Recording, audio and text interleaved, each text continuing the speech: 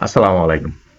আমার বাংলাদেশী যে সকল ভাই বোন এবং আত্মীয় স্বজন যারাই আছেন না কেন সবার উদ্দেশ্যে আমার একটাই কথা, যে বর্তমানে বাংলাদেশের যে পরিস্থিতি, এই পরিস্থিতির জন্য আমাদের সকলকে একটু সতর্কতা অবলম্বন করতে হবে। যে আমাদের দেশে কিন্তু ইদানিং দেখা যাচ্ছে যে গত 7 দিনে কিন্তু 60টি শিশু দর্শন হয়েছে।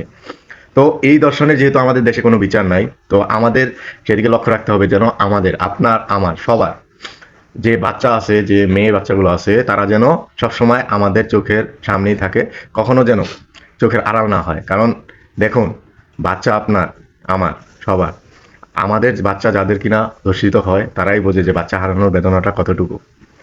আমি গতকালকে একটা পোস্ট দেখেছি যে ওই যে ইকরা নামে একটি মেয়ে, যে চট্টগ্রামের যে ঘটনাটি, ইকো পার্কে নিয়ে মেয়েটাকে দর্শন করার পর তার মানে শ্বাসনালী কেটে দেওয়া হয়। মেয়েটার ছবিটা যখন আমার সামনে আসে তখন আসলে আমার এমন একটা অবস্থা হয়েছে যে আমি চোখের পানি ধরে রাখতে পারি নাই। যদি আমার মেয়ে হতো তাহলে কিরকম হতো, কারণ এইটার সময় না আমার কিন্তু একটা মেয়ে আছে, আমার নিজের একটা মেয়ে আছে আলহামদুলিল্লাহ।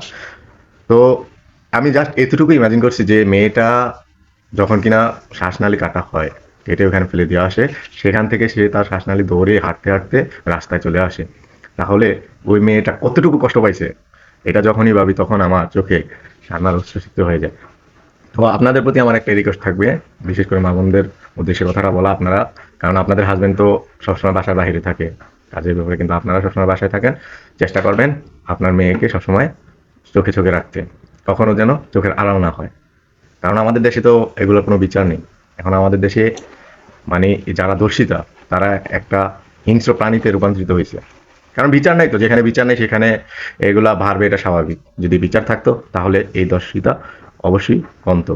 বিচার নাই যেহেতু, তাহলে আমাদের সতর্কতা অবলম্বন করতে হবে। এমনকি আমরা যদি একটু সচেতন হই তাহলে আপনার আমার কারোই বাচ্চা আর দর্শিত হবে না, এভাবে আর কারোই ক্ষতি হবে না, কোনো দর্শিতা পারবে না কাউকে ক্ষতি করতে। যদি আমার এই আজকের ভিডিওটা আপনাদের ভালো লাগে, অবশ্যই একটা লাইক করে, কমেন্ট করে, শেয়ার করে দিবেন।